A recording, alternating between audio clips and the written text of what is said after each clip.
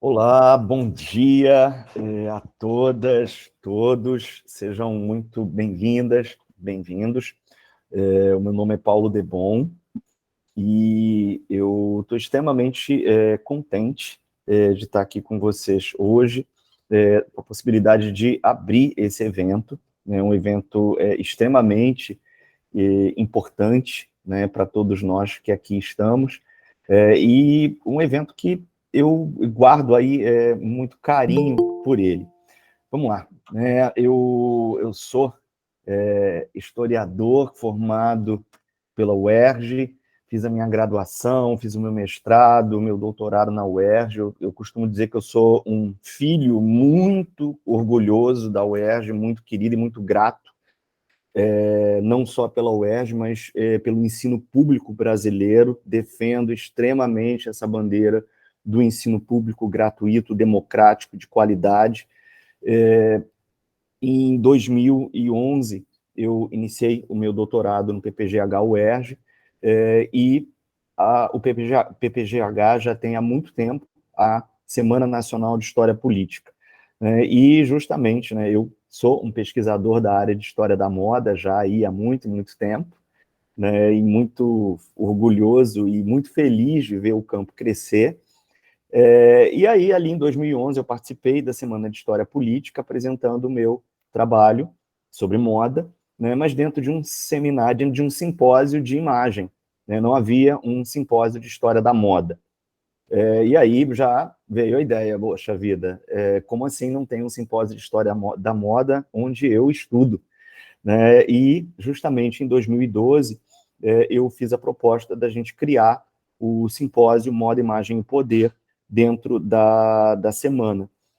Então, justamente isso foi em 2012, e esse ano o evento ele completa 10 anos. Né? Isso é extremamente feliz para mim, eu estou muito contente, né, de estar acompanhando ao longo de 10 anos essa trajetória do crescimento do evento. E logo, naquele primeiro ano, eu coordenei o simpósio sozinho, mas aí eu tive o prazer de conhecer a Camila, porque a Camila chegou ao simpósio como apresentadora, né? Ela estava realizando seu doutorado naquele momento na PUC-Rio, né? E eu já conheci a Camila através das publicações, né? E porque Camila teve no mestrado a minha orientadora de doutorado. Exatamente. Então, eu e Camila temos uma trajetória em comum, que é a professora Lúcia Maria Bastos Pereira das Neves, que aqui se encontra conosco. E ao longo aí desses 10 anos, a gente viu muita gente passou pelo simpósio, nossa, mas muita gente, assim, alunos que vieram no início, que estavam ainda na graduação, que foram ali assistir para ver qual era, porque estavam querendo pesquisar moda e, ao mesmo tempo, não sabiam se iam ter espaço para isso em algum lugar. E aí a gente começou a estimular, não, tem sim, vai, confia, e dando bibliografia, dando indicação.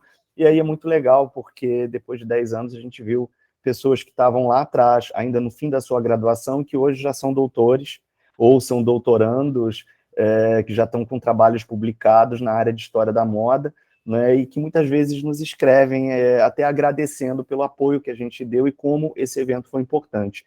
Então, eu e Camila, né, já há uns 3 anos, mais ou menos, começamos a conversar e falar, o evento cresceu, o evento ele tem hoje uma projeção, não só dentro da UERJ, mas uma projeção nacional.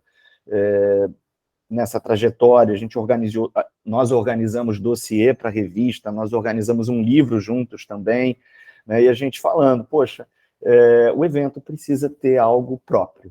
Né? Somos muito gratos à Semana de História Política, que sempre nos acolheu, né, mas está na hora da gente ter um voo solo.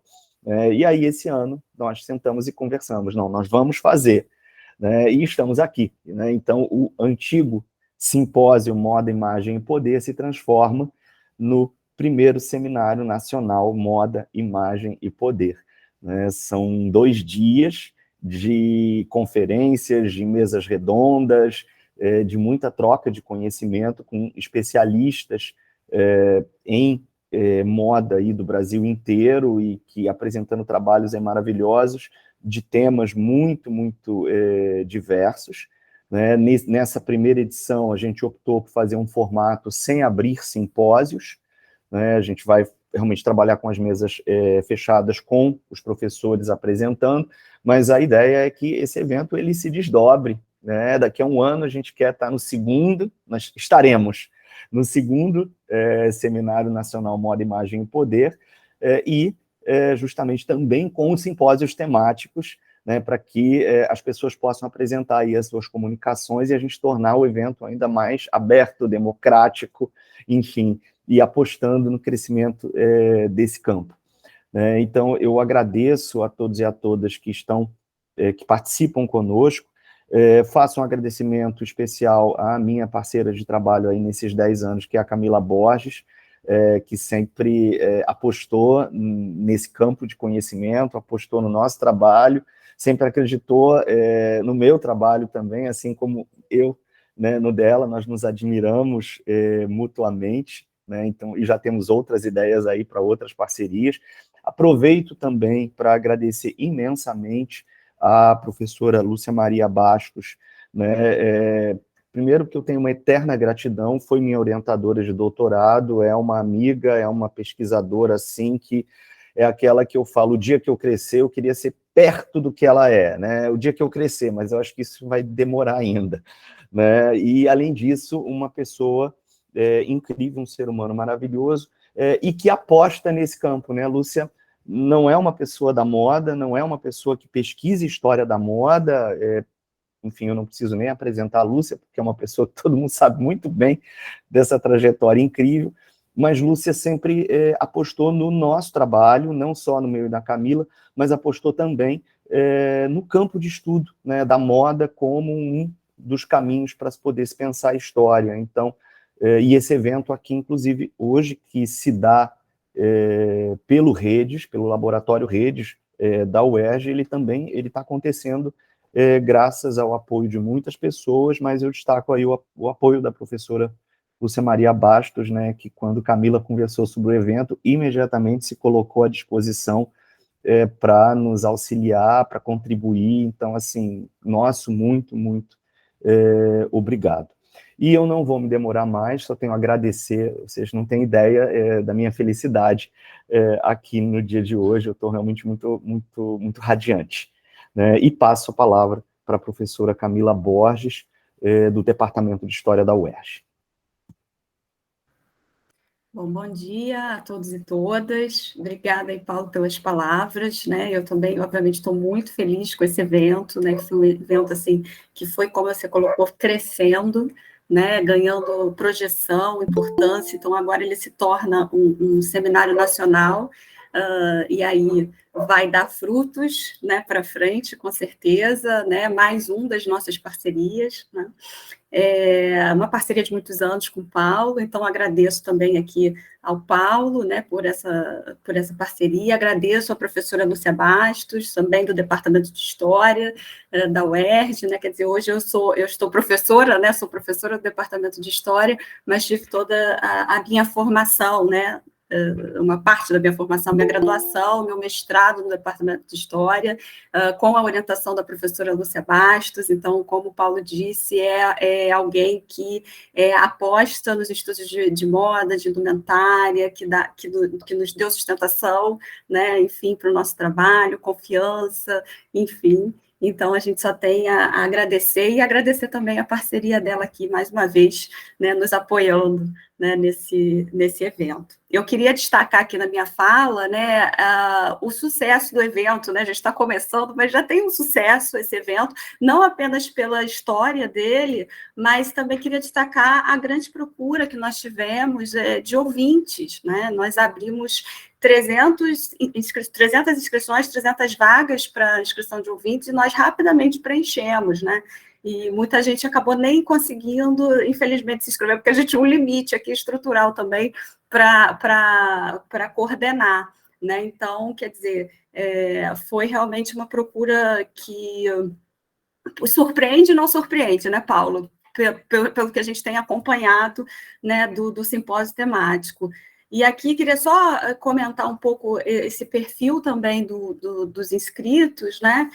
porque realmente são pessoas, assim, a gente optou por fazer esse formato remoto, também porque, não apenas em função de todos os desdobramentos da pandemia, né, mas isso é um elemento facilitador no nosso caso, porque, e a gente vê isso no perfil dos inscritos também, né, porque a gente tem literalmente do Oiapoque ao Chuí de inscritos, né, então, em termos de perfil, a gente tem para quase todos os estados do Brasil participando e assistindo, né? Eu botei aqui alguns: São Paulo, Rio de Janeiro, Minas, Pernambuco, Bahia, Maranhão, Ceará, Rio Grande do Sul, Santa Catarina, Piauí, Tocantins, Rio Grande do Norte, Brasília, Amazonas, Roraima, Mato Grosso, Goiás, enfim. Se eu ficar falando, vou falar todos os estados. Então, realmente, é muito surpreendente, né, o interesse em todo o Brasil por esse evento.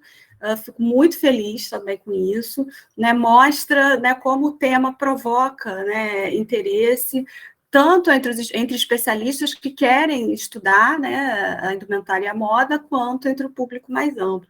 E aí, entre esses inscritos, né, a gente conseguiu mapear, a gente tem uma grande maioria que está cursando ou finalizou a sua graduação, né, que colocou como interesse mesmo saber mais sobre os estudos de moda, mas a gente tem também muitos inscritos que são mestrandos e doutorandos de diferentes programas de pós-graduação do Brasil.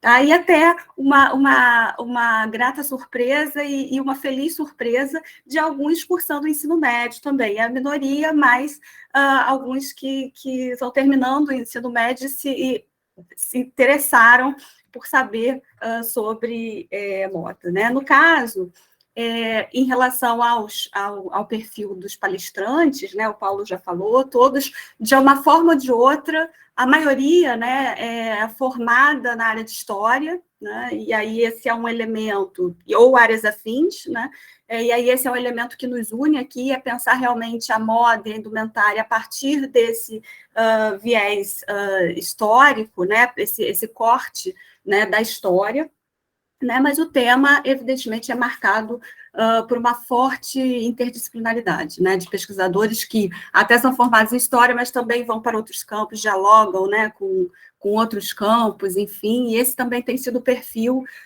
que a gente tem observado do público que se inscreve, né, no caso, no antigo simpósio temático, de pessoas que que se pesquisam em comunicação, em artes, enfim. Então, é um tema que tem uma forte interdisciplinaridade mesmo, né?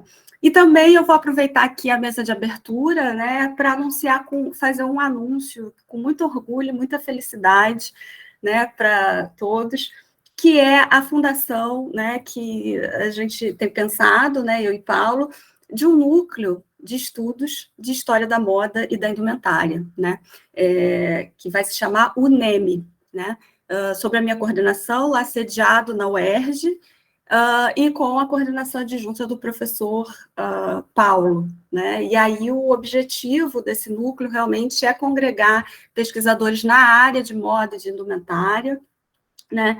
E aí esse seminário nacional vai fazer parte também das atividades desse núcleo, mas muitas outras atividades a gente vai desenvolver, né, no sentido de troca de conhecimentos, desenvolvimento de pesquisas e também de propagação do campo de estudo da moda, né, para um público mais amplo, né? Então, quer dizer, vão ter aí muitas novidades e muitas surpresas com esse novo núcleo, o NEM, que a gente está começando, tá?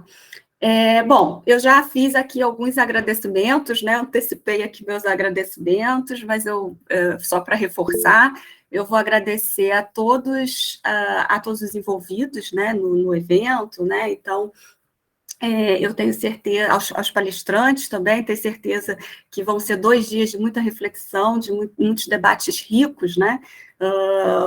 E também ao Paulo, à Lúcia, né, como eu já fiz aqui meus agradecimentos, e também a Laura Junqueira, né, que está nos ajudando também, aqui nessa organização do evento. Então, muito obrigada também, Laura, e muito obrigada, não podia deixar de falar, pelo apoio técnico da Paula Botafogo, que trabalhou aí incansavelmente na tarefa de organizar esse seminário, né, sempre muito, muito prestativa, sempre, né, respondendo rapidamente todos e todo mundo. Então, muito obrigado. E também, obviamente, não poderia deixar de ressaltar aqui o suporte do Laboratório Redes, coordenado pela professora Lúcia Bastos, e do qual eu faço parte, né, que está dando toda a estrutura aqui também, né, para esse evento, né? E agradeço também o apoio do PPGH, que também, logo que nós entramos em contato, né, para falar do evento, o programa de pós-graduação História Política da UERJ, né, do qual também faço parte, a professora Lúcia também, eles prontamente disseram, não, vamos apoiar sim, tem nosso apoio, então muitíssimo obrigada também ao programa de pós-graduação, e muito obrigada a todos e todas, que nós tenhamos 2 dias aí, como eu já falei, de muitos debates, que eu tenho certeza que vão ser riquíssimos. Então, eu passo agora a palavra à professora Lúcia Bastos, do Departamento de História também da UERJ. Bem, bom dia a todos e todas. Em primeiro lugar, eu quero dar as boas-vindas, né, para os participantes, não só os conferencistas, aqueles que vão participar das mesas, mas aqueles que estão assistindo desse importante seminário sobre moda, né, imagem e poder. Quero agradecer, é claro, ao Paulo e à Camila a generosidade das suas palavras. Como eles disseram, eu não sou, né, do campo, mas para mim é muito gratificante estar aqui e ver esse primeiro seminário, né, nacional se formando. Quando o Paulo falou que começou com a história política, né, com a Semana de História Política, eu devia ser coordenadora adjunta, porque naquela época eu era uma coisa, eu era outra, então foi muito importante, né, e a gente vai vendo o crescimento. Mas, sobretudo, eu acho que para mim é muito gratificante a gente olhar aqui e ver que contribuiu um pouquinho, né, embora não seja da área, para a formação dessas pessoas, né?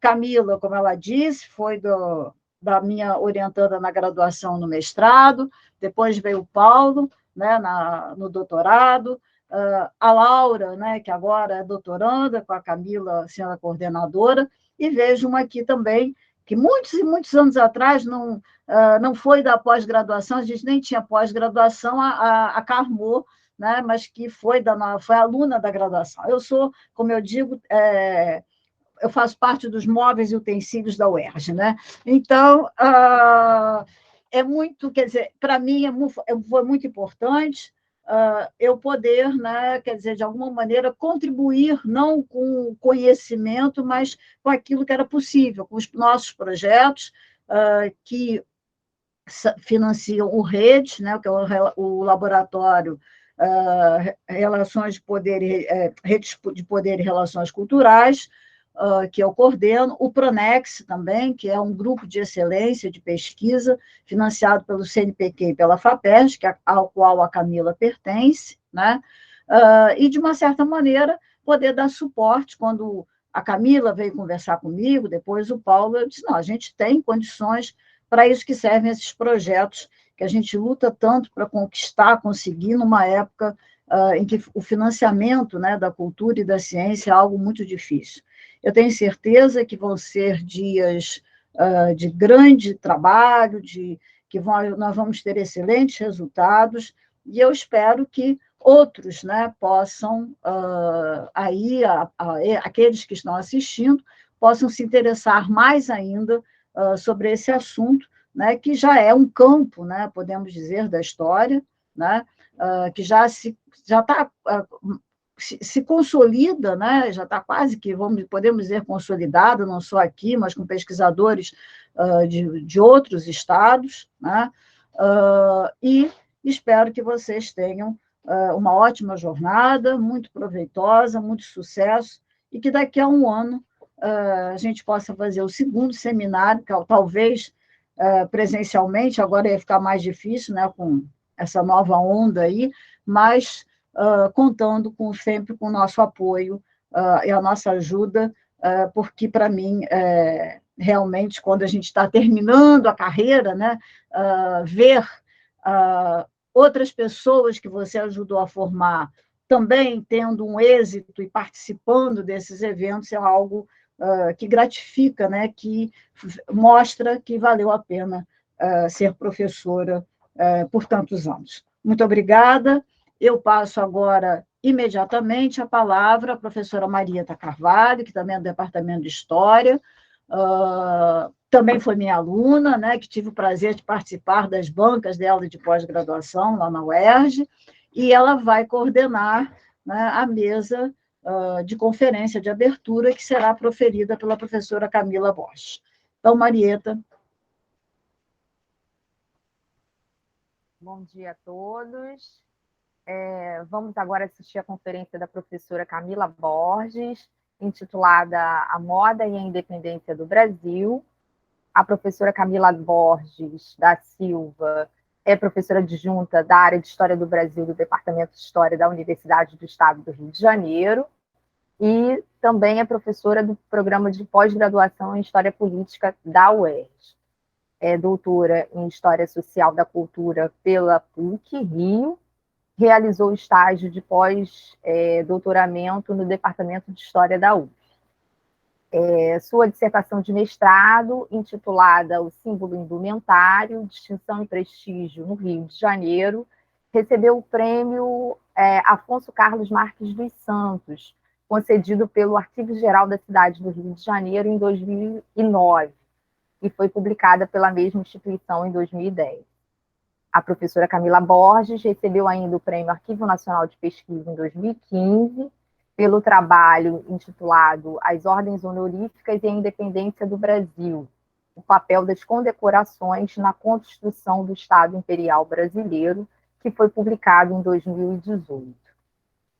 Tem vários artigos em periódicos nacionais e internacionais. Sua experiência na área de História do Brasil Imperial e período joanino, atuando com os seguintes temas: políticas e hierarquias sociais, história do vestuário e da imprensa. Passo agora a palavra à professora Camila Borges.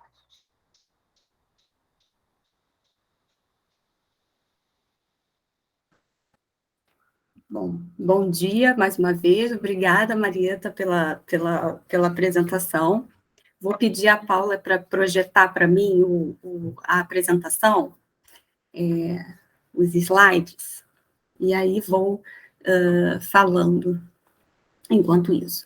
Bom, sempre que eu apresento algum trabalho sobre moda, né, ou sobre indumentária, e aí mais à frente eu vou falar, explicar um pouquinho por que de eu fazer essa distinção entre as duas palavras, eu começo falando justamente da importância do estudo do tema, para ultrapassar, né, pensando no campo da história, para ultrapassar aquele olhar deturpado que entende um tema como algo menor, né, marcado por uma certa futilidade, superficialidade, etc. Né? Evidentemente que esses estudos estão crescendo na área de história, né, e isso tem sido, evidentemente, ultrapassado, mas eu acho importante a gente marcar aqui, né, nesse sentido. Claro que, evidentemente, né, eu estou colocando essa questão, estou falando aqui com pessoas que estudam o tema, que têm interesse no mesmo, né, mas é sempre importante reforçar, né, quando a gente fala para um público externo, o motivo de ser vital estudar a indumentária ou a moda, né, então, até para a gente compreender a importância mesmo desse tema, né. Então, começando pelo óbvio, né, toda a sociedade humana, ela utiliza algum tipo de vestimenta ou algum tipo de adorno, né? Só por essa simples observação, a gente já começa a ter um pouco a dimensão da importância de entender os sentidos das vestimentas, né? Elas são objetos que existem em toda a cultura humana e, portanto, estão intrinsecamente ligadas a essas culturas. Não é ousadia mesmo dizer que as vestimentas são pontes, né, que dão acesso a todas as esferas que englobam a vida humana. As dimensões social, cultural, política, econômica e etc. Né? Dessa forma, ao considerar o tema como pouco relevante, nós perdemos uma dimensão de análise extremamente importante da vida humana. Né?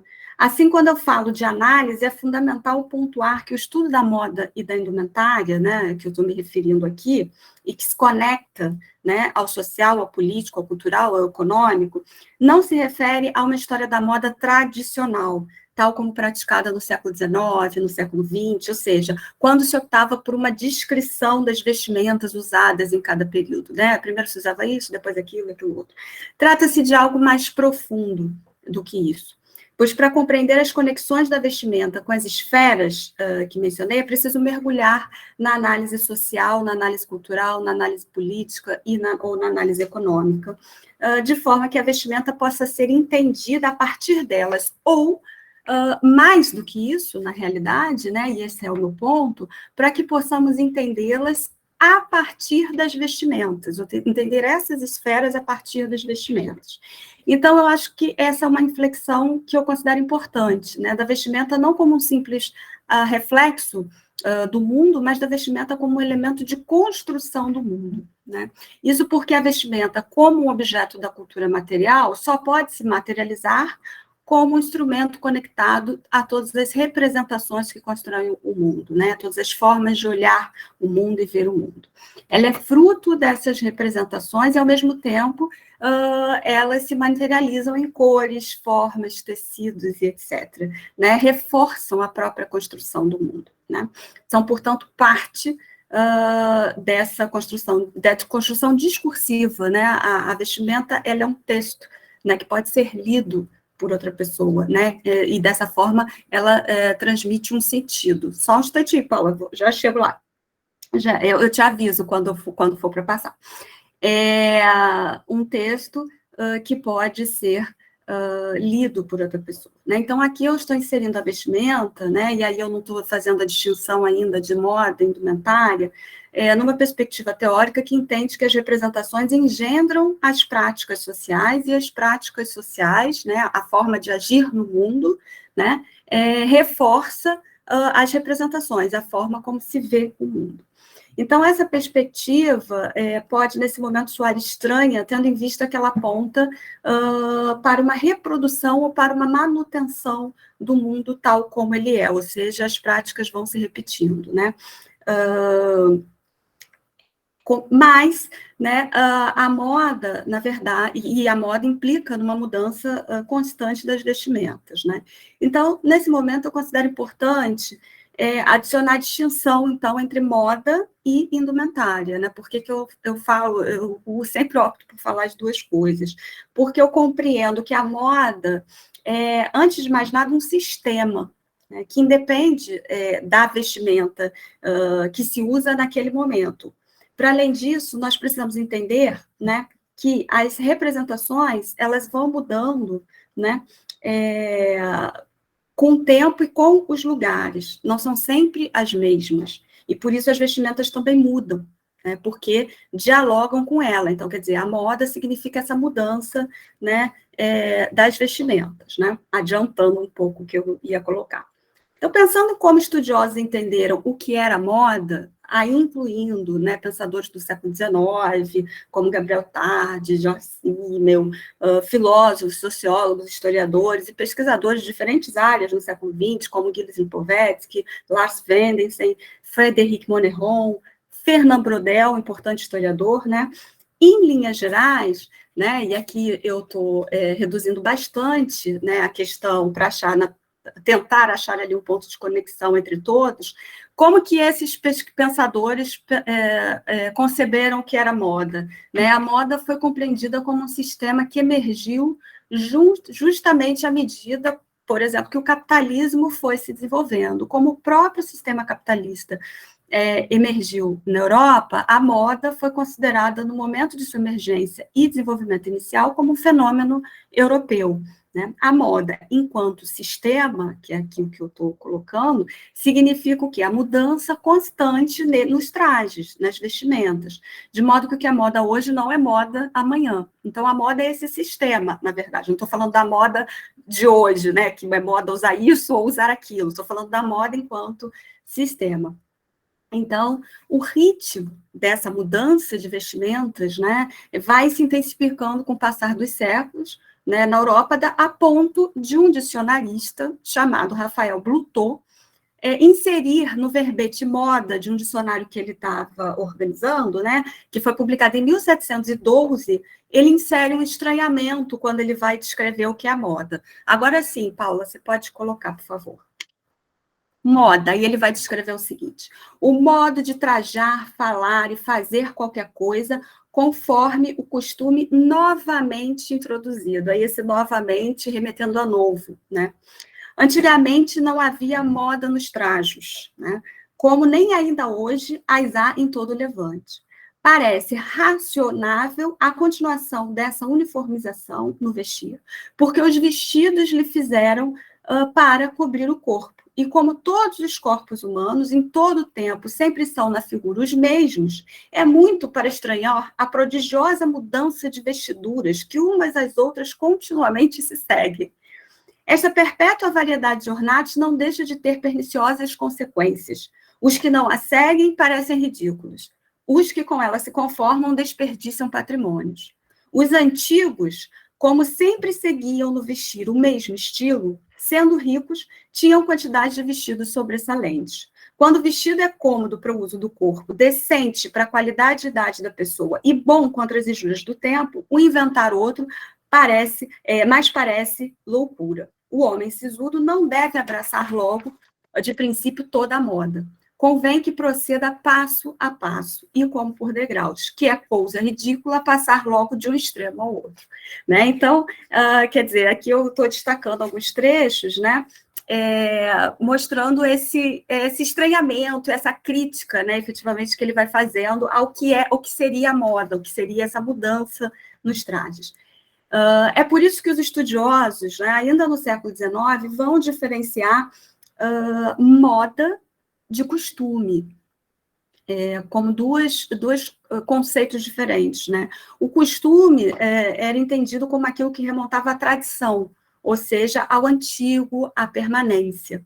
Claro que, como nos lembra um importante historiador chamado Eric Hobsbawm, as tradições são também inventadas e podem ser até mesmo mais recentes do que supomos. Contudo, para entendermos melhor, precisamos compreender onde se colocava o valor das coisas.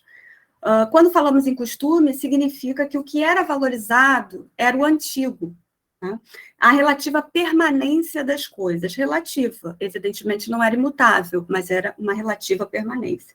Já quando falamos de moda, estamos apontando para o fato de que o valorizado é o novo, né? É a mudança, a novidade é que é o valor.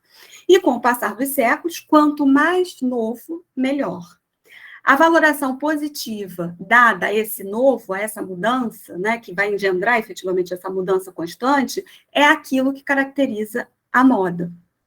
Contudo, a moda e o costume não foram entendidos como fenômenos que se excluíam no tempo, né, de modo que o sistema da moda substituiria o costume, né, as práticas ligadas ao costume. Em alguns objetos, né, para esses pensadores, em alguns objetos a moda se imporia, em outros o costume, né? Embora, quando se pensou em moda e costume, não se estava tratando apenas de vestimentas e adornos também, né? De modo que tudo poderia ser perpassado pela moda ou pelo costume. Compreendo que o mesmo pode ser pensado, mas, de qualquer forma, as vestimentas elas estão inseridas nessa dinâmica, né? Desse sistema da moda ou do costume. Assim, existem vestimentas que estão inseridas no sistema da moda e vestimentas que não estão. Por isso, eu acho importante, né, fazer essa distinção. Por isso que eu sempre começo a moda ou a indumentária, né, como conceitos que têm suas especificidades. Por quê? A indumentária, para mim, é algo que engloba efetivamente a moda e as roupas e as vestimentas que estão na moda, né? Mas também as vestimentas que não são perpassadas pela moda. Vestimentas rituais, por exemplo, de determinadas culturas, não são perpassadas pelo sistema da moda, e sim pela lógica da tradição. Isso não significa que elas não mudem ao longo do tempo. Sim, elas efetivamente podem mudar, mas o valor que é atribuído a elas não está efetivamente na mudança ou na novidade desses objetos, e sim em sua ligação com elementos da tradição. Nada impede, obviamente, como muitas vezes já aconteceu, que o sistema da moda incorpore determinados objetos que são pertencentes a esse universo dos rituais, né, do costume, né? Enfim, como quando, por exemplo, a moda utiliza, né, cerimônias ou determinadas culturas como inspiração para a criação de roupas, né? Obviamente que nesse caso disse que esses objetos estão na moda, contudo, né, eles estão na moda porque justamente eles são incorporados como parte do novo, da novidade, daquilo que não se utilizava antes, né? Mas isso não significa que a gente possa atribuir a ideia de moda a esses objetos quando eles são utilizados nessas cerimônias, por exemplo, rituais, como eu estou colocando. Bom, tendo explicado o que entendo por moda indumentária, eu julgo importante retornar, né, à questão das representações, pois estas perpassam tanto os objetos de moda quanto da indumentária mais ampla, né, que vai além da moda, como eu já expliquei. As representações do mundo, ou seja, as formas como vemos e percebemos o mundo, e, portanto, as formas pelas quais agimos no mundo, né, pois agimos a partir dessas percepções, permeiam também as formas como nos vestimos e nos adornamos, seja em cerimônias, seja em nosso cotidiano, né, em qualquer momento. Como havia mencionado logo no início, cores, formas, adornos, tecidos, até penteados, falam alguma coisa, né? E por falar, entendo que são discursos sobre algo, discursos esses que ensejam práticas ou ações no mundo. Seja porque a utilização de uma roupa, de um objeto, de uma cor, vai criar uma conexão entre as pessoas e, portanto, ajuda na constituição de determinadas identidades, seja porque mostra uma desconexão e, com isso, aponta para uma diferença.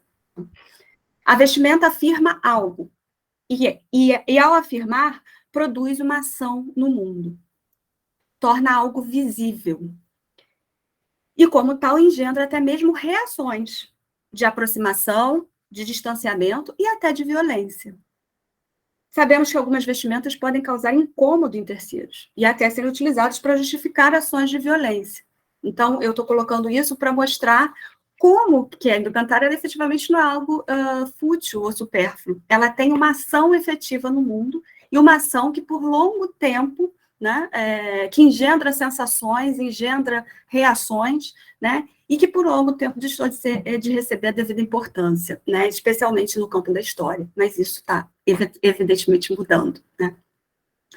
Para pensar a moda da independência, eu precisei aqui traçar esse caminho conceitual, teórico, né, mesmo que rapidamente, para que nós possamos entender que, ao falar de moda da independência, como eu coloquei ali no título da apresentação, né, eu não vou aqui narrar o que se usava, quando se usava, e nada disso. Evidentemente, eu vou passar por objetos, né, mas aqui o objetivo será compreender o sentido adquirido por esses objetos.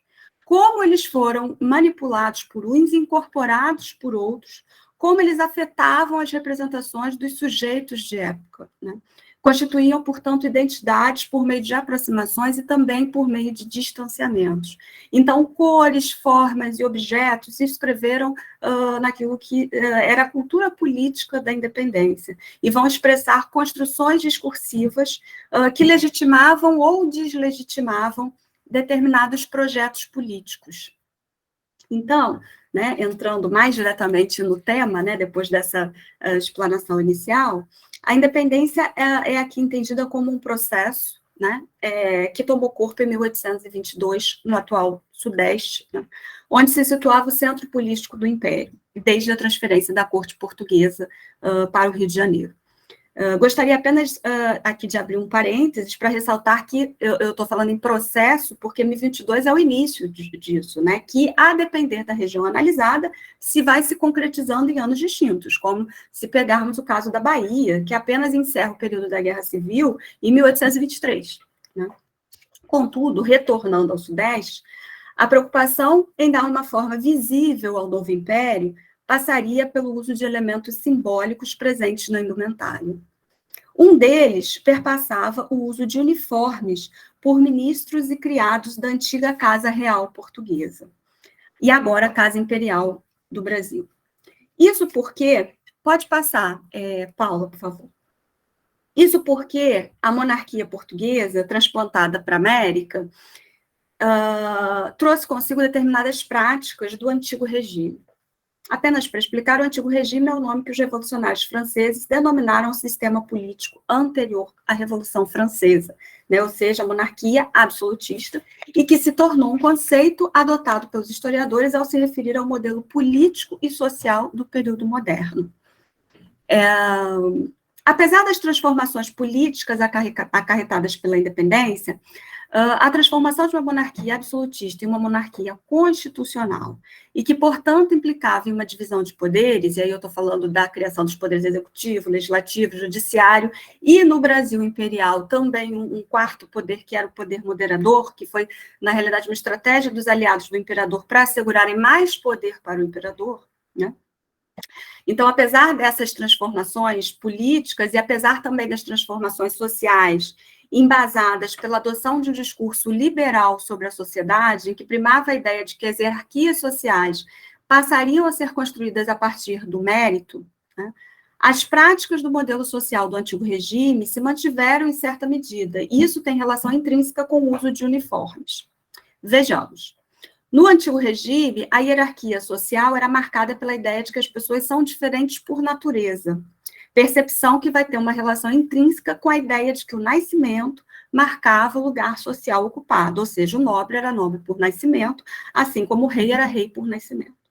Mesmo que analisando o período moderno, já seja evidente perceber, né, que o nascimento não era a única forma de ocupar um lugar no alto da pirâmide social, já que a entrada na nobreza poderia se dar por diferentes formas, incluindo o recebimento de títulos de nobreza por serviços prestados, né, e essa lógica se mantinha forte, né, também, pois para receber determinados títulos, forte depois da independência, né, pois para receber determinados títulos nobilitantes, toda uma investigação genealógica era realizada, né, para que o candidato não tivesse impedimentos de sangue, por exemplo, né, impedimentos de sangue, por exemplo, o antepassado que ocupasse os chamados ofícios mecânicos, né?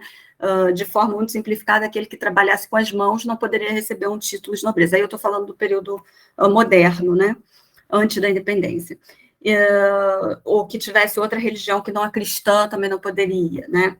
Então, tinha uma lógica ligada ao nascimento, mas você já tinha, né, durante o período moderno, acesso a títulos por outros meios, pela realização de serviços, pela ocupação de cargos, etc. Né? Isso implicava que os nobres eram tidos como pessoas naturalmente diferentes, e por isso tinham direitos e privilégios que outros não tinham. Se eram naturalmente diferentes, né, e tinham direitos exclusivos, então isso deveria se tornar o quê? Visível de alguma forma. E aí entra a indumentária. Né? Então, o Antigo Regime vai ser marcado pelas chamadas leis suntuárias, onde determinadas roupas, cores, símbolos, né, como calções, culotes, o vermelho, a cor vermelha, né, a espada, somente poderiam ser utilizados, né, por pessoas, membros da nobreza, né, ou por autorização régia. Os uniformes utilizados em determinadas funções políticas, né, e administrativas e por membros da nobreza entravam nesse caso. Né? Eles eram marcados pela lógica do Antigo Regime porque tinham a função de marcar de maneira visível os lugares ocupados na sociedade pela pessoa que o vestisse. Então, os uniformes utilizados no cotidiano, né, daqueles que ocupavam, por exemplo, postos no Paço Imperial, né, e que eram ministros de Estado, por exemplo, eram as chamadas fardas pequenas, eles vão ser compostos, e aí, como vocês veem na imagem, né, de casaca, né, a casaca, calção, meias de seda, colete, chapéu também, né, como eles portam, presilha de ouro e espada, né, que era o símbolo da nobreza presa ao cinto. Os uniformes, para momentos solenes ou de festa, né, nesse momento, vão ser chamados de fardas grandes. Eram iguais em termos de modelo, mas apresentavam mais bordados, de forma que as casas dos botões frontais da casaca seguiam o padrão de bordado dos canhões, com o acréscimo de uma pequena flor no fechamento das abas. Outra mudança da farda pequena para as fardas grandes, ou de gala, né, estava nos chapéus, né, porque o chapéu passava a receber plumas. Eventualmente, os calções, que eram típicos do Antigo Regime, poderiam, já na independência, ser substituídos por calças, utilizadas com botas altas, como a gente vê aí na imagem, o Dom Pedro I de costas, né? E esse, aliás, era o modelo do alto gosto do Dom Pedro. Conforme a informação do pintor francês Jean-Baptiste Debré, a principal diferença, e essa imagem é do Debré, né? A principal diferença, né, efetivamente, da farda grande para a pequena é que a grande tinha bordados em todas as costuras, né, e a pequena só recebia bordados na gola e nos enfeites, né, isso segundo a informação dele. Segundo ele, a casaca era feita de lã com forro de seda, a calça de casimira e as meias eram também de seda. As funções realizadas na administração eram indicadas muitas vezes nos bordados, né? Então, essa é a ideia de tornar visível as funções ocupadas, né? Então, o camareiro-mor tinha uma chave de ouro bordada na lateral da casaca, então ele coloca aí nessa imagem, né, ali de um lado, a chave de ouro, ele dá um destaque, né? E o reposteiro-mor uma chave de prata, e ele dá um destaque no outro lado da imagem, a chave de prata que era bordada, ele está dando destaque nos bordados, né, dos uniformes. Sobre os bordados, né, o uniforme no tempo do Império Português era uma pena costurada em várias posições distintas, enquanto que no Novo Império adotou-se o símbolo do ramo de arroz, né, segundo o Debré, entrelaçado com palma. O decreto que alterou os uniformes, né, porque aí você vai ter na independência uma mudança nesses uniformes, não em termos de forma, mas aí que vem a questão em termos de cores, né, vai ser datado de 20 de setembro de 1822. Né? Então, a principal mudança, como eu falei, vão ser as cores. Vão sair as cores do Império Português, que eram as cores azul e vermelho, e aí o branco vai se manter, e entram o verde e o amarelo. O verde aparece na casaca, né, como a gente percebe aí, e o amarelo nos bordados, em sua maioria bordado de ouro. Podemos verificar a diferença, né, a diferença entre o uniforme do Império Português, né, ou dos brasileiros já, e o Império do Brasil, numa segunda imagem feita pelo Debré. Pode passar, Paulo, por favor. Né? E que retrata ministros de antes da independência, né, com a casaca vermelha, né, os dois superiores, e ministros após a independência com a casaca verde, os dois aqui no centro e na parte de baixo. Né? Além disso, eles mantêm, né, o branco nos calções, nas meias de seda, nas calças, coletes e penas do chapéu do uniforme de gala. As cores, né, e aí esse é um ponto, né, elas não são adotadas aleatoriamente. Havia uma reflexão sobre essas cores, e como é perceptível pelo relato de um criado da Casa Imperial, Antônio Vasconcelos de Drummond. Né? Ele vai narrar, né, pode passar, Paulo, por favor. Ele vai narrar em suas memórias que os uniformes da Casa Real eram de cor escarlate para a grande gala e azul ferrete com gola escarlate para a pequena. O imperador, por um decreto, mudou para a cor verde, conservando os mesmos bordados para a grande e a pequena gala. José Bonifácio e eu, né, ele que estava narrando, fomos os primeiros que nos apresentamos na corte 7 dias depois com o uniforme verde. Acerca da matriz, houve uma desinteligência entre o imperador e José Bonifácio. Sua Majestade entendia que o verde do decreto era escuro, como vulgarmente se chama garrafa, cor da Casa de Bragança. E o ministro, que era verde, claro, símbolo da primavera eterna do Brasil. Prevaleceu a opinião do imperador, e eu a segui. Mas José Bonifácio permaneceu na sua. E a farda que trazia era de pano da cor verde claro. Por esse relato, nós percebemos que havia até mesmo matizes distintos nesses verdes, né, dos uniformes. Essas matizes tinham relação com a forma como se concebia o próprio Estado. Isso porque José Bonifácio entendia que a tonalidade do verde deveria remeter ao território, de forma a criar um vínculo representativo com a sociedade que o habitava.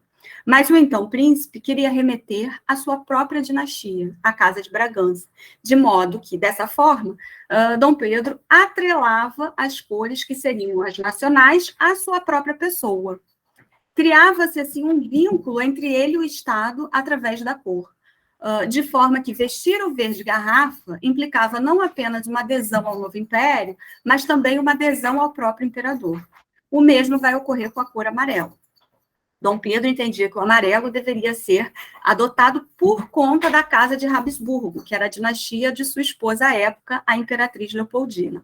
Bonifácio via os perigos dessas escolhas, visto que a independência se deu sob a bandeira do constitucionalismo, de forma que a legitimidade dos reis não poderia se dar apenas pela via divina, mas agora, sobretudo, pelo reconhecimento e autorização da sociedade. No final, a legitimidade religiosa, evidentemente, não deixou de estar presente entre os títulos do imperador, visto que o seu título, né, ele era imperador pela graça de Deus, embora também pela unânime aclamação dos povos, o que remetia, né, à legitimidade supostamente dada pela sociedade, supostamente porque existe todo um processo político para isso, né? Então, ele era imperador pela graça de Deus e unânime aclamação dos povos.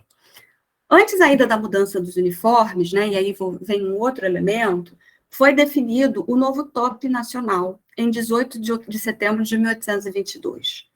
O texto do decreto dizia, pode passar, Paula, por favor. O laço ou top nacional brasiliense será composto das cores emblemáticas verde de primavera e amarelo de ouro. Então, percebe-se que, na ocasião da definição do top, antes, né, dos uniformes, o verde predominante era o chamado verde primavera, defendido pelo José Bonifácio, o que vai mudar, né, na percepção do imperador nos uniformes.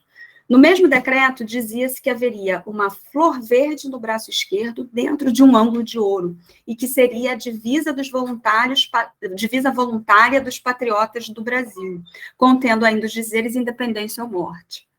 Começava-se a construir a imagem do patriota, que utilizava os novos símbolos nacionais, que, como vimos, né, na questão do verde do uniforme, atrelava-se à própria pessoa do imperador.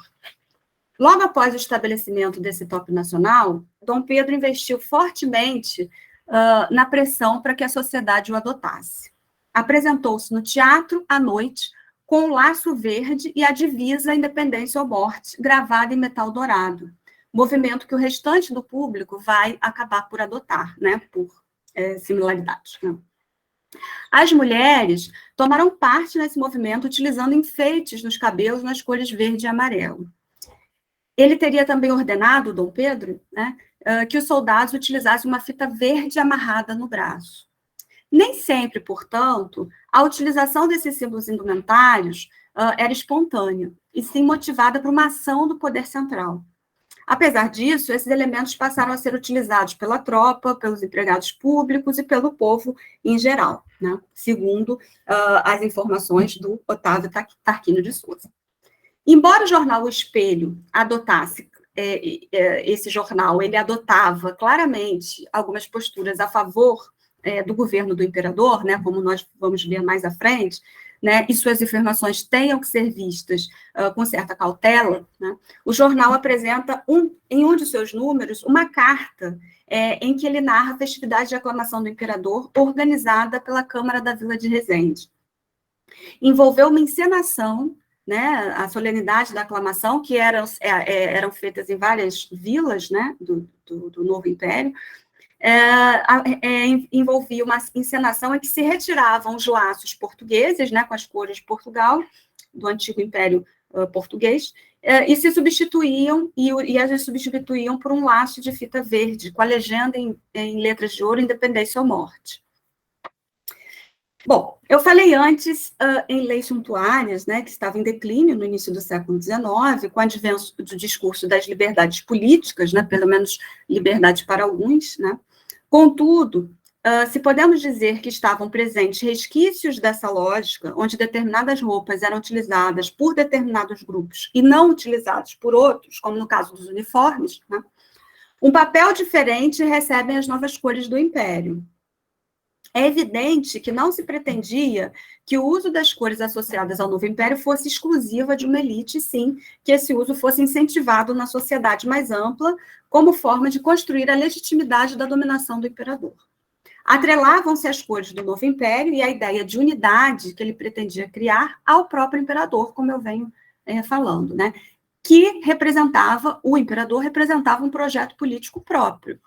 Não é à toa que o termo causa do Brasil e patriotas vai ganhar rápida difusão, mas os acusados pelo poder central de serem contrários à causa do Brasil ou não patriotas não eram necessariamente aqueles que eram contra a ideia de um império do Brasil e de sua unidade, mas sim aqueles que defendiam um outro modelo político, um outro projeto político. Ou seja, os inimigos do Brasil eram os acusados de republicanismo, ou que eram até mesmo monarquistas, mas defendiam um modelo de Estado não centralizado, né? Ou seja, que eram contrários ao uso ao poder moderador, a dispositivos inseridos na Constituição outorgada em 1824, né, que foi uma Constituição elaborada a portas fechadas por um grupo de aliados do imperador, após o fechamento com tropas e prisão de deputados da Assembleia Constituinte, enfim.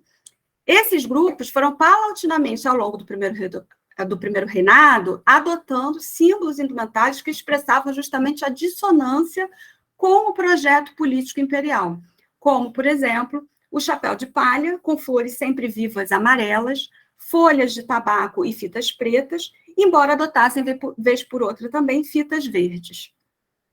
Né? O professor Marco Morel fez um estudo belíssimo sobre essa questão. Esses eram os símbolos indumentários utilizados pelos liberais críticos ao projeto político do imperador, de modo que isso permitiu o reforço da narrativa de que os patriotas eram aqueles que usavam símbolos indumentários ligados ao poder central.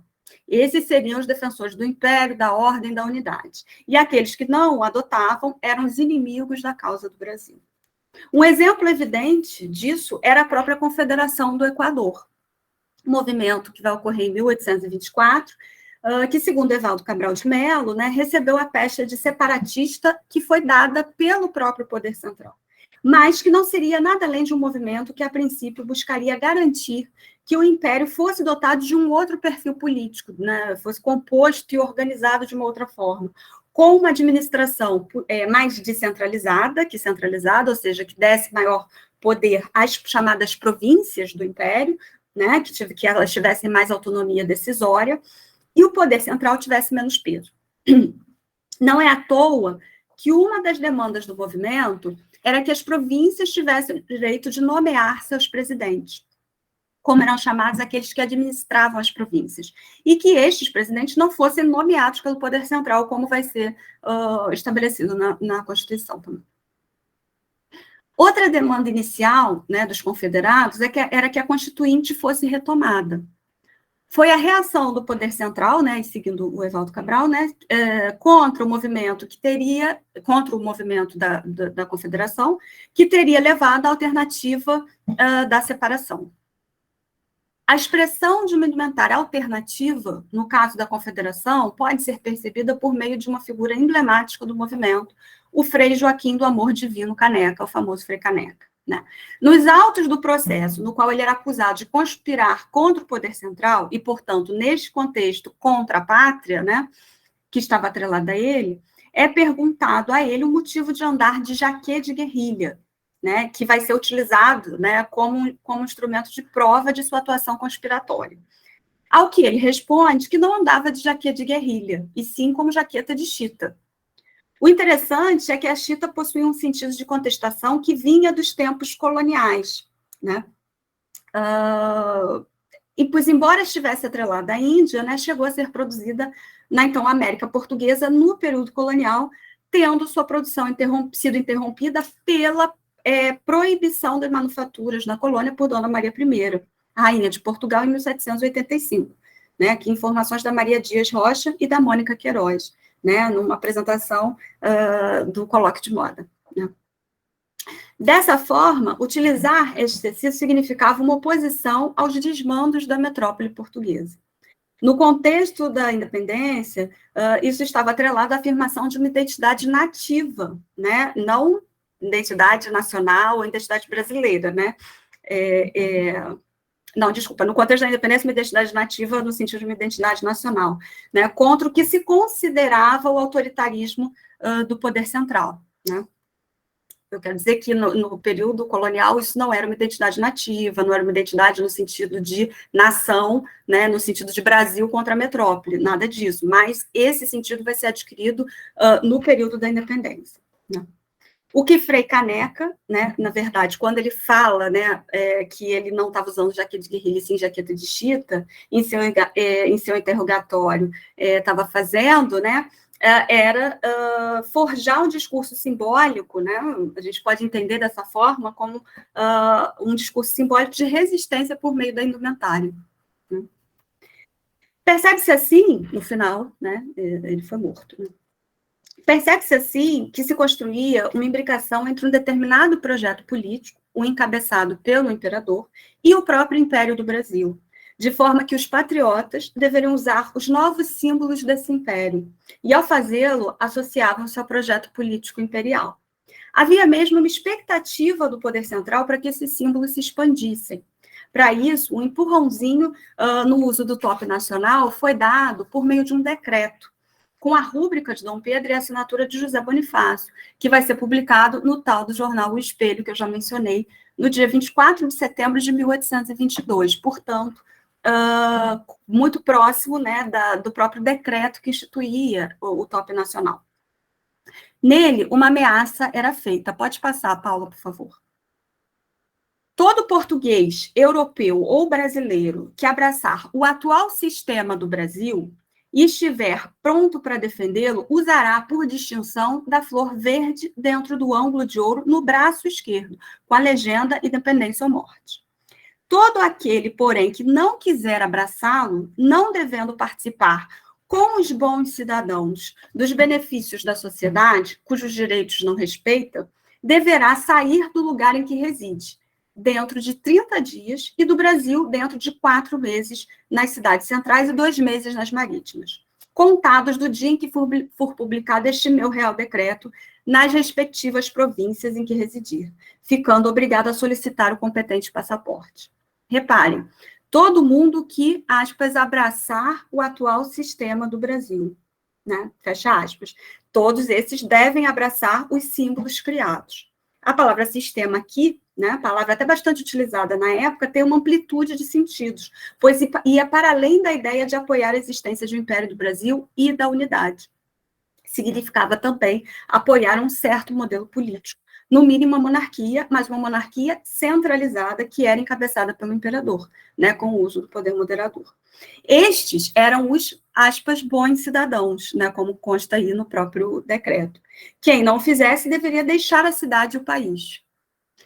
Esses símbolos, cores, né, top, portanto, vão adquirindo determinados sentidos políticos específicos, sendo apropriados pelo poder central, que se colocava como o único a saber, de fato, qual caminho o novo país deveria seguir.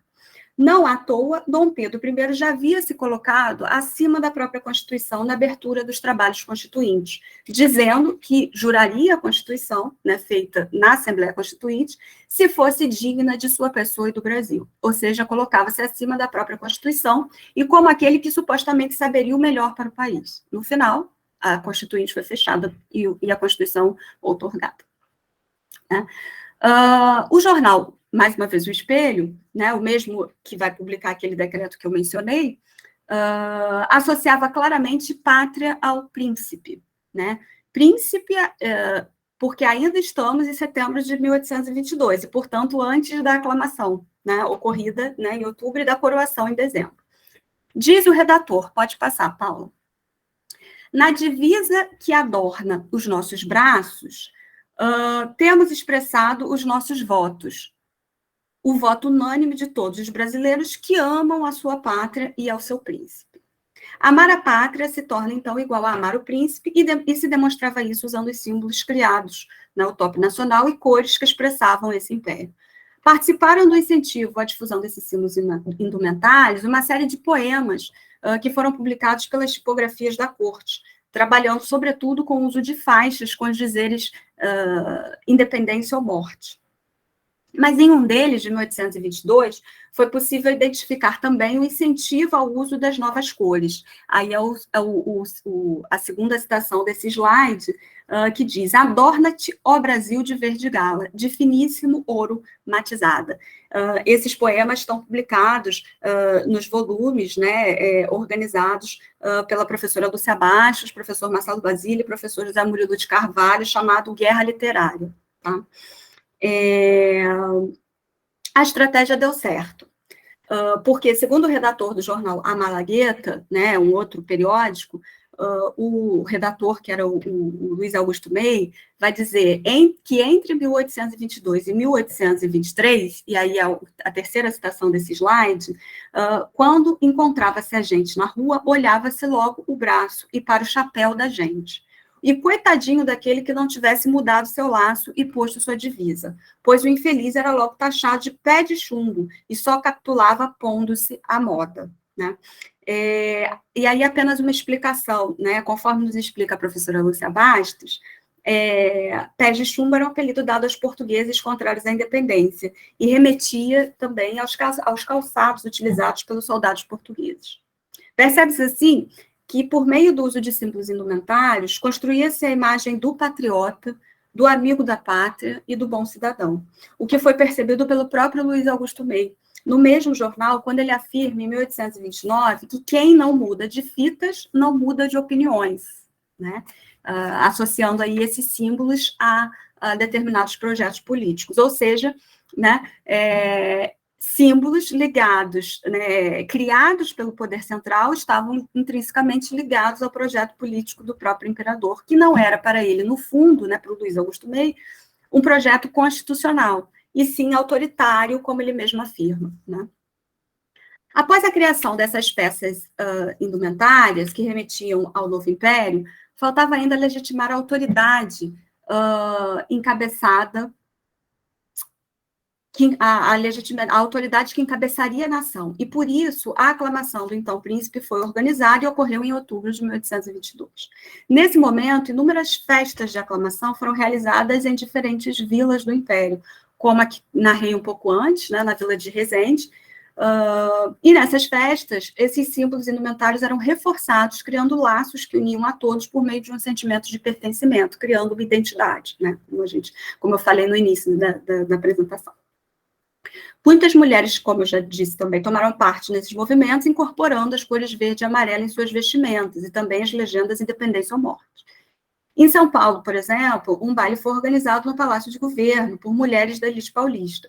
Elas utilizaram no baile, e aí eu estou citando, né, um colete de seda verde guarnecidas de fitas de cor de ouro, com a legenda Independência ou Morte, que era bordada em seda verde sobre a cabeça. Mas os eventos não acabaram por aí, pois muitos festejos eram realizados nas ruas, com a organização de cortejos, cavalhadas e a exposição do retrato do imperador. Também no Rio de Janeiro, o mesmo jornal Espelho escreve sobre a presença das mulheres nas janelas e sacadas do Campo de Santana. E aí, é a última citação desse slide, eu acho que não aparece ali a legenda, mas enfim, é a citação do Espelho, que pela elegância de seus vestidos, em que sobressaíam as cores verde e amarela, e a riqueza de enfeites, ofereciam uma cena capaz de despertar sentimentos de alvoroço na alma mais sábia, né, numa afirmação bem complicada. Outros símbolos indumentários emergiam em diferentes camadas sociais e grupos étnicos distintos. Por exemplo, no Grão-Pará, os índios tapuios, que lutaram pela independência, vão utilizar o ramo de café em suas vestimentas, né? O mesmo símbolo vai aparecer, e aí essa é uma informação do André Roberto de Arruda Machado, né, no texto dele, A Quebra da Mola Real das Sociedades. O mesmo símbolo vai aparecer utilizado pelas camadas mais pobres também na Bahia, né, no momento da comemoração da independência em 1823, após o fim da Guerra Civil, né. O ramo de café foi adotado, no final, pelo próprio imperador em seu chapéu em algumas ocasiões. Tá? No momento da sua coroação, o Dom Pedro I novamente reforçou o uso das cores e símbolos atrelados ao novo império e também à sua pessoa. Pode passar, Paula. Seu manto era de veludo verde, aí é uma imagem do Debré, né? Seu manto era de veludo verde, com bordado de ouro, forrado de seda amarela e no formato de um poncho, que Debré associou ao manto usado na América. O manto era coberto por um mantel de plumas de tucano, na cor alaranjada, e de seda amarela na parte, que era colocado na parte do ombro, né? O que vai esconder a própria abertura do manto. Né? O bordado do manto tinha como tema folhas e frutos de palmeira. O uniforme utilizado por ele se constituía de casaca azul claro, cor que acabou sendo incorporada também às cores nacionais, mas que tinha, de novo, uma forte ligação com a dinastia de Bragança, né, que era a cor utilizada pela monarquia portuguesa, juntamente com o vermelho, né, nos uniformes, como eu mencionei, né? E ele vai manter o uniforme, ele vai utilizar aí o uniforme de cor esse azul. A casaca trazia bordados e costuras em ouro e complementada com calça comprida branca e botas altas de montaria, como eu já falei, um estilo bastante comum do imperador. Né? A coroa tinha em seu interior uma touca verde. Né? A cerimônia foi assistida pelas altas autoridades do Novo Império, com seus uniformes de galo, que faziam uma profusão de verde, ouro, de verde, amarelo, né? E branco. E aí temos essa cena, né? Desse momento. Também as damas da corte, né? Pode passar, Paula. Também as damas da corte vão adotar as novas cores em seus vestidos de gala, já que antes adotavam o azul e o vermelho de Portugal, passaram ao verde, ao amarelo e ao branco. Os vestidos eram brancos, as caudas atreladas às saias, verdes, os bordados em ouro, os turbantes verdes, né? Elas utilizavam turbantes, aí no caso da imperatriz está retratado pelo livro de outra forma, e as penas brancas, salvo no caso da imperatriz Leopoldina, que utilizava também uma pena, ela utilizava uma pena branca com as pontas verdes, né? Bom, então aqui, indo para o final da minha exposição, né, para dizer que essa conferência ela teve o intuito, né, de mostrar, né, como no período da independência, os símbolos indumentários eles vão ser peças fundamentais da construção do jogo político. Então, entra naquela questão, né, que eu estava falando no início, né, da minha conferência, das relações entre as representações e a ação, né, e a construção de identidade. Por trás da aparente inocência, né, da escolha das cores, das formas, dos materiais, estavam embutidos sentidos políticos que foram atrelados a esses elementos. Ressalto que esses sentidos não são constitutivos do próprio objeto, ao contrário, vão ser afirmados no processo, são sentidos que vão se construindo no processo, né? E, portanto, eram voláteis, né? Ou seja, poderiam ser alterados e poderiam ser disputados, como o José Bonifácio estava disputando com Dom Pedro, né, a questão da tonalidade do verde. Foi nesse processo de constituição que as cores verde e amarela se imbricaram à imagem da nação, ao mesmo tempo que, naquele momento, atrelaram à nação a pessoa do imperador, e junto com ele ao seu projeto político. Tentei demonstrar que houve até mesmo um esforço consciente do poder central para afirmar esses símbolos, e à medida que nação e imperador, entendido, mais uma vez como representante de um determinado projeto de nação específico, um projeto político, se imbricavam, os patriotas se tornavam aqueles que defendiam esse projeto específico. Então, é isso que eu gostaria de falar para vocês. Obrigada aí pela paciência. Obrigada, professora Camila, pela brilhante palestra. Eu trabalho com o contexto da independência, mas aprendi muito aqui em relação à questão da moda e da independência, e como que a construção do Estado Imperial perpassou também pela mudança desses símbolos indumentários. Né? Pensar ajudou bastante a refletir como essa centralização do poder ela também aconteceu a partir da expansão desses símbolos. A gente vê o quanto que a gente pode estudar ainda sobre a independência, sobretudo no que se refere, como você mesma comentou, sobre a cultura política do período imperial. Então, parabéns. Agora chegou o momento da gente fazer o debate. Então, vamos ver as perguntas. As perguntas serão feitas pelo chat. Eu abro as perguntas. Enquanto a gente espera, eu tenho uma pergunta para fazer. Na verdade, eu te ouvindo, as dúvidas iam surgindo, mas sua apresentação ela foi tão fechadinha que as minhas dúvidas elas iam se fechando. Você mesma ia colocando e eu fui vendo pela sua apresentação. E aí uma pergunta que eu faço, assim, uma questão, na verdade, em relação a essa construção desses lados ao Dom Pedro I, como naquele período do fim do primeiro reinado, das críticas que vão surgir ao Dom Pedro, se houve algum tipo de mudança nesses símbolos nos discursos durante o período regencial, se é possível mapear isso nesse período que entra a regência. Se houve uma mudança desses símbolos? Então, isso foi caminhando. Teve uma notícia aqui, eu estou um pouco... desculpem.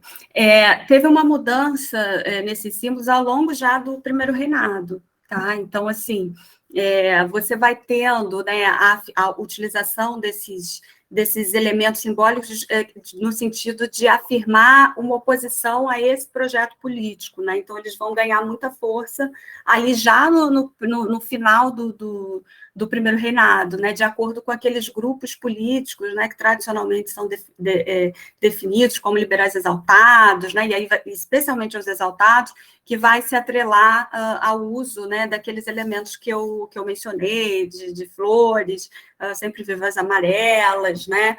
Mas também, por exemplo, um político como Cipriano Barata, né, que era considerado um liberal desse grupo exaltado, né, que é colocado como radical, que eu tenho algumas questões aí para refletir sobre o que seria essa radicalidade, né? Então, eu coloco algumas questões aí sobre essa radicalidade, que eu não entendo assim como tão...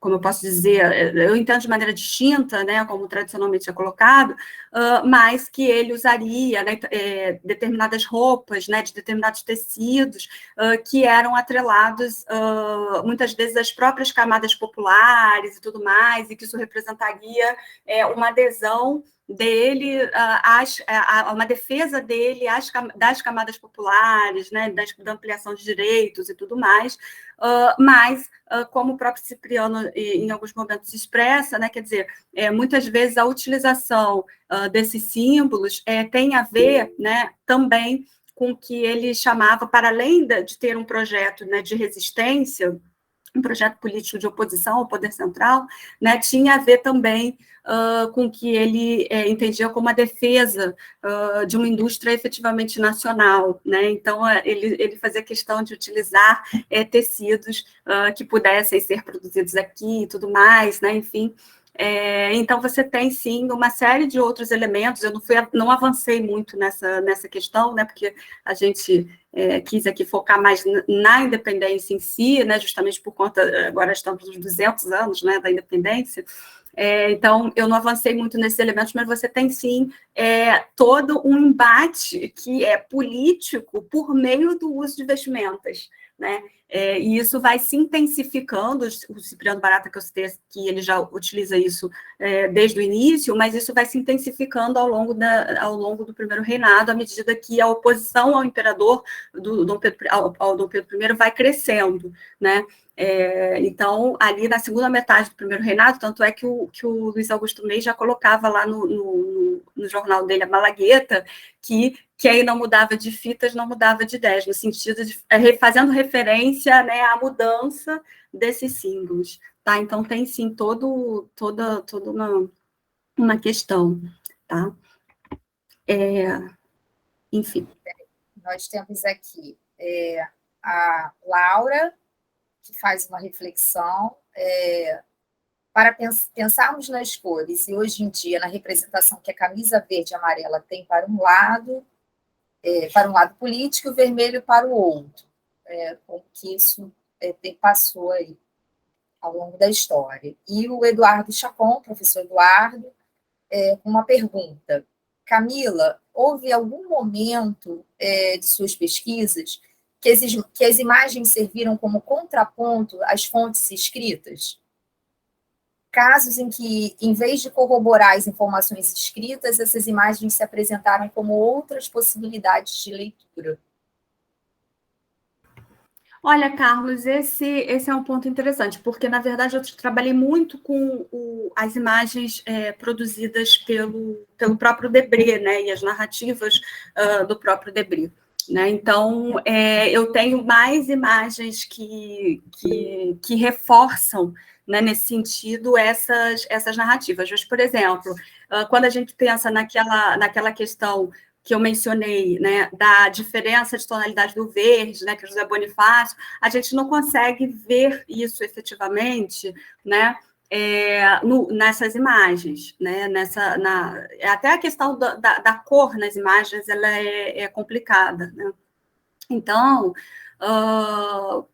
você tem, sim, alguns momentos de diferença, né? Mas, por exemplo, se você pega o próprio Debré, você tem ali uma certa concordância, né, evidentemente, entre o texto e a própria imagem. Mas em outras fontes, né, como essa que eu mencionei do José Bonifácio, você já tem aí alguns poréns, né, por exemplo, a tonalidade do verde, isso é muito mais complicado da gente identificar nas imagens, por exemplo. Então, nesse sentido, sim. Tá? Maria Cláudia Bonadinho. Achei muito interessante essa questão do uso do verde, inclusive em suas tonalidades. Essa resistência, se é possível, se é que podemos chamar assim do Bonifácio, era algo que o grande público captava ou era algo mais restrito?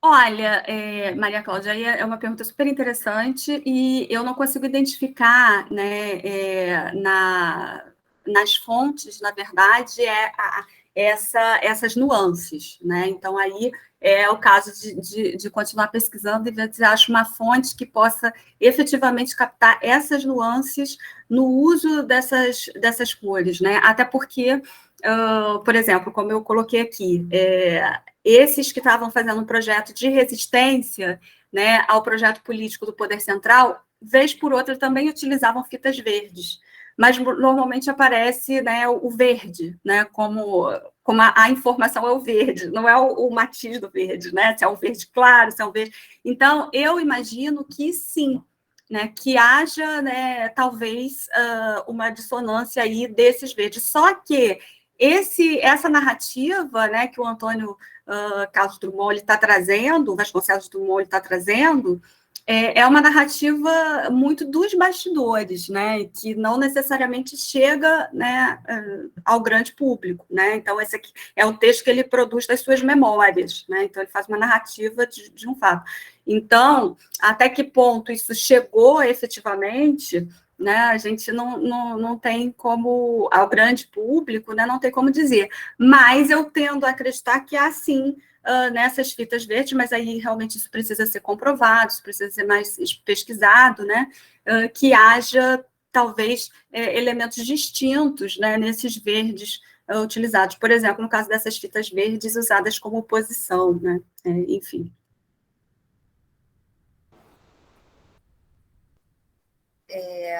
Pergunta da Beatriz Baiense Tavares, lá do chat do YouTube. Como pessoas negras, livres e libertas, parecem vestidas nesse contexto de simbologia da independência, uma vez que a sua cor e classe se distanciava das roupas que mencionou? Então, você tem alguns relatos, né, como esse que eu trouxe, né, de utilização de outros elementos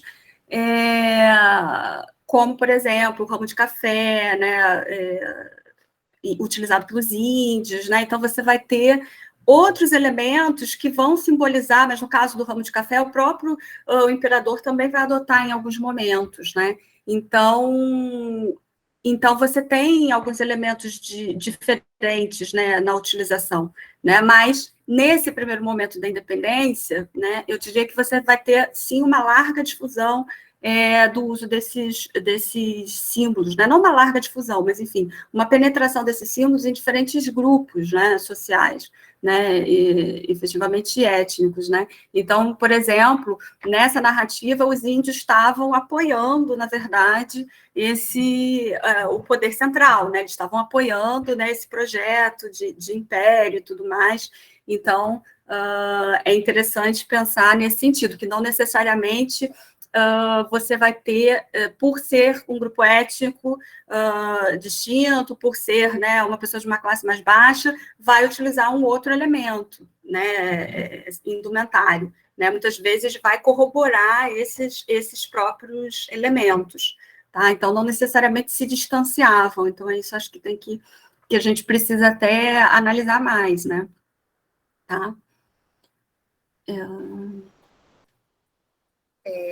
A Maria Clara Bonadio, ela informa que esteve recentemente no Museu Mariano Procópio, e lá ela percebeu algo que você falou no início da fala sobre a questão das chaves. Ela fala que eu vi várias delas, né, lá na exposição. Isso era uma espécie de honraria? Porque na exposição temos essas chaves, mas não está claro se eram objetos funcionais ou insígnias. Se você poderia falar um pouco mais sobre isso. Olha, Maria Cláudia, eu fiquei super interessada, né, nessa exposição. Eu aí não sei te dizer, as chaves, no caso daquelas imagens que eu mostrei, elas eram símbolos, eram bordadas, né, assim, elas eram símbolos de uma posição, né, ocupada pela pessoa no passo e tudo mais. Então, quer dizer, era uma forma de demonstrar a hierarquia da pessoa, né? Mas nesse caso dessas chaves aí que você está falando da exposição, eu não sei te dizer, né? Mas estou muito interessada nessa.